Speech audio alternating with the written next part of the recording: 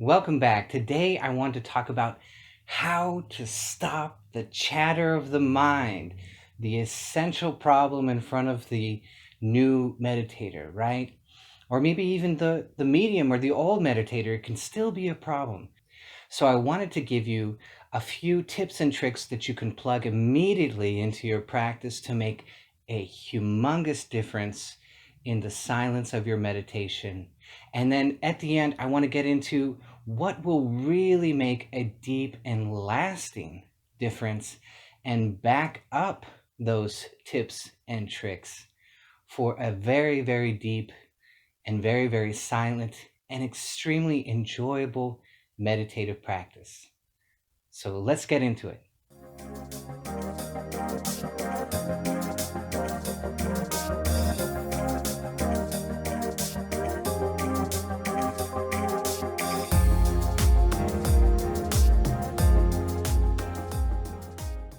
So the first one is the tongue. And so you want to take a look at your tongue. You want to kind of crack your jaw a little bit so there's no tension in the jaw. And that will help to relax the tongue. And as you relax it, you're going to notice that it kind of slips backwards into your mouth just a tiny little bit. It just kind of goes backwards and rests on the lower jaw. So you just kind of relax and let it draw backwards like that, just a little bit. And that relaxation is actually going to translate directly into the left brain. Because every time you think a word in your brain, in your left brain specifically, and that's where it really takes place, when that happens, there's a neurological connection because we've been talking all our lives. So that neurological connection makes the tongue move just in a micro way, just tiny little movements, tiny little micro movements take place in the tongue every single time we think a word. So you can be sitting there thinking a word and your tongue will be making tiny little micro movements. And if you pay close attention to it, you'll notice that. And so by relaxing the tongue, you're going to affect that center of the brain. You're going to relax it a little bit. So that's the first one. The second one is the 2 points method. Anytime that you put your mind on 2 points, either outside of you or inside the body, then you will instantly silence the mind. So go ahead and try it out. Pick 2 points inside the body, maybe the nose and the heart, maybe the spiritual eye and the heart, maybe your big toe and your left ear. It doesn't matter. Any 2 points. Put your mind on both of those points simultaneously. And kind of let go into it. And you will notice that while you're successfully able to hold those 2 points in your consciousness, there's no words. Now, why is that? Because you're inducing the right hippocampus, which is spatial. You're inducing it. And there's meaning in the right hippocampus, but there's no words. There's no dialogue, internal dialogue. That's all in the left brain. So now you've got 2 tricks. Try them both out, plug them both in, see what they do for you. And expanding on the 2 points, I want to teach you Hakala. This comes from the ancient Hawaiian kahuna in their secret shamanic tradition of huna. And so this was their walking around meditation. And it works while you're sitting as well. And very importantly, you can use it with closed eyes while you meditate, once you develop it with open eyes. So go ahead and pick a point in front of you, just 1 point, and put all your focus on that 1 point. And while you're doing that, maintain that 1 point, and then expand your vision.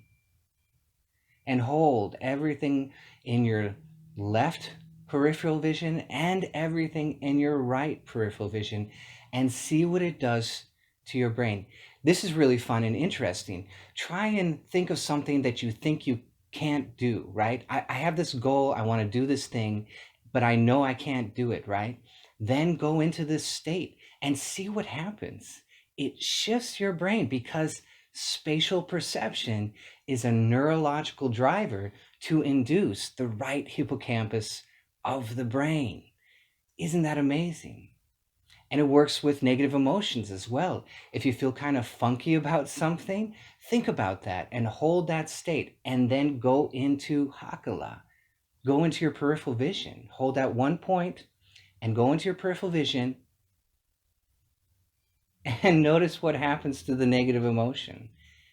It kind of evaporates, doesn't it? It's a very, very powerful, useful tool. And now we're still using spatial perception, just like the 1-2 points. Now we're using peripheral vision as well. We're expanding on that spatial perception, and we're even more strongly inducing the right hippocampus of the brain. Amazing, right? And the real game changer that's going to back up these tips and tricks, that's really going to give you that base, that support of the pyramid of your practice, is heart rate variability. I've got a number of videos on this. The first one to watch is Practical Meditation for Beginners equals heart rate variability. It's a beautiful thing. It's helped so many people on this channel. They tell me how it changes their meditations, and I am ecstatic to hear it. I love it. So how do you get into heart rate variability? Well, number one, you need a low breath rate. It has to be under 7 breaths per minute. The second thing is you need to take out the pauses in the breath, at the top of the breath and the bottom of the breath. You want to take out the pause. You want to make it very, very smooth and cycling. You want to take out those pauses because it can take you out of the development of the heart rate variability. And the third thing is you want to make sure that the out breath is a little bit longer. So I like to call it the holy trinity of breath. If you do those 3 things, it guarantees heart rate variability for you, heart rate variability resonant breathing. So down below, I'm going to have a link for My Calm Beat. I've used this link myself. It's how I have My Calm Beat on my phone. And you can watch the app and watch the breathing and breathe with the little picture. And that will help you to make sure that your breath rate is low, that the out breath is slightly longer, and that you're not overly extending the pauses at the top of the breath and the bottom of the breath.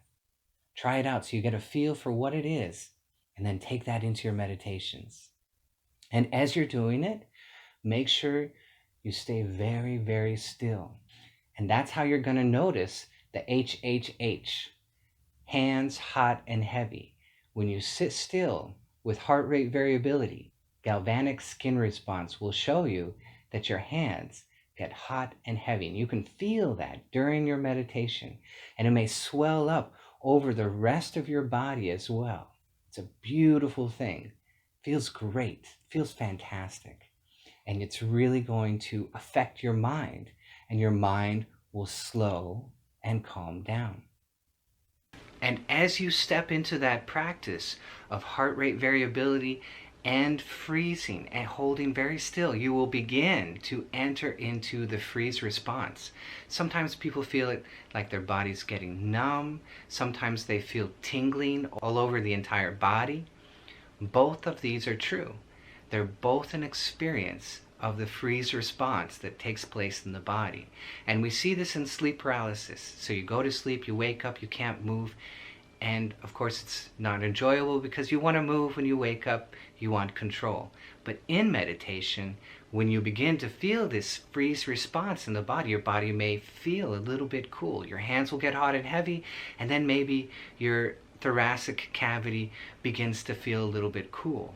However you feel it, it's a wonderful thing. And it will take you deep into your meditative practice and allow your mind to really, really come in and grasp what it is you're trying to pay attention to in meditation. So all of these comprise meditative mellows. These are early mellows. These are things that you can feel in meditation very, very early on in your practice. It doesn't take a lot of time. It takes a little bit of time, a little bit of, I'm serious about this meditation thing. Yeah, I'm going to try this. And once you get into it a little bit, you're going to see when you drop your breath rate, when the out breath is a little bit longer, and when you take out the pauses, it ensures heart rate variability.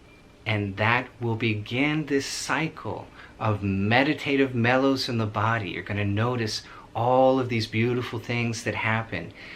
The hands getting hot and heavy, the tingling in the skin. Maybe you feel a little bit, the body begins to disappear. It feels a little bit numb as you step into that freeze response. All of these are the meditative mellows.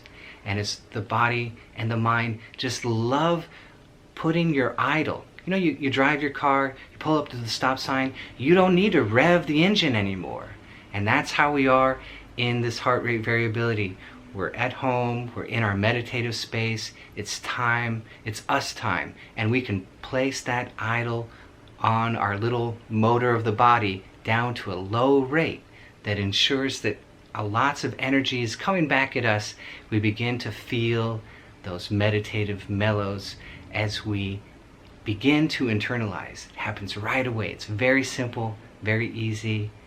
And I will love to hear how you've stepped into this and it's helping you and you love it. It's a fantastic thing and I'm so happy to share it with you. So if this was helpful to you, if this helps and benefits your meditative practice, be sure to hit that bell so I can see you guys next time.